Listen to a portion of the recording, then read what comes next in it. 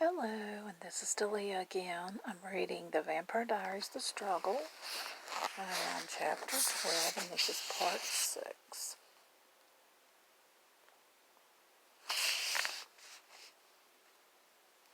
He was coming here to collect for the favor he'd done her. She knew without a doubt that that was the meaning of his final words, and it meant that she would have to tell Stefan everything, because she needed him tonight, needed his protection. Only what could Stefan do, despite all her pleas and arguments last week? He had refused to take her blood. He'd insisted that his powers were returned without it. But Elena knew he was still vulnerable right now. Even if Stefan were here, could he stop Damon? Could he do it without being killed himself? Bonnie's house was so refuge, and Meredith was gone. There was no one to help her, no one could trust, no one she could trust. But the thought of waiting here alone tonight, knowing that Damon was coming, was unbearable. She heard Aunt Judith click down the receiver automatically, and she moved toward the kitchen, Stefan's number running through her mind. Then she stopped and slowly turned around to look at the living room she'd just left. She looked at the floor, to ceiling windows, and at the elaborate fireplace with its beautifully scrolled molding.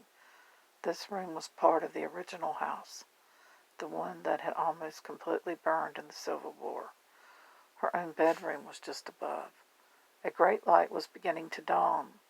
Elena looked at the molding around the ceiling, at where it joined the more modern dining room. Then she almost ran toward the stairs, her heart beating fast. Aunt Judith! Her aunt paused on the stairway. Aunt Judith, tell me something. Did Damon go into the living room? What? Aunt Judith blinked at her in distraction. Did Robert take Damon into the living room? Please think, Aunt Judith. I need to know. Why? No, I don't think so. No, he didn't. They came in and went straight to the dining room. Elena, what on earth?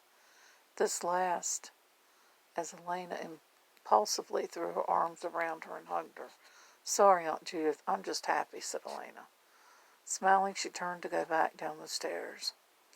Well, I'm glad someone's happy after the way dinner turned out, although the nice boy Damon seemed to enjoy himself. Do you know, Elena, he seemed quite taken with you, in spite of the way you were acting.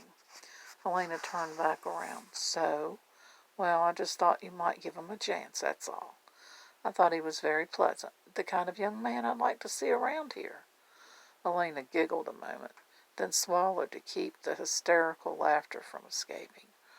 Her aunt was suggesting that she take up Damon instead of Stefan, because Damon was safer, the kind of nice young man any aunt would like. Aunt Judith, she began gasping, but then she realized it was useless. She shook her head moodily, throwing her hands up in defeat and watching her aunt go up the stairs. Usually Elena slept with her door closed, but tonight she left it open and lay on the bed, gazing out into the darkened hallway. Every so often she glanced at the luminous numbers of the clock on the nightstand beside her. There was no danger that she would fall asleep. As the minutes crawled by, she almost began to wish she could. Time moved with agonizing slowness.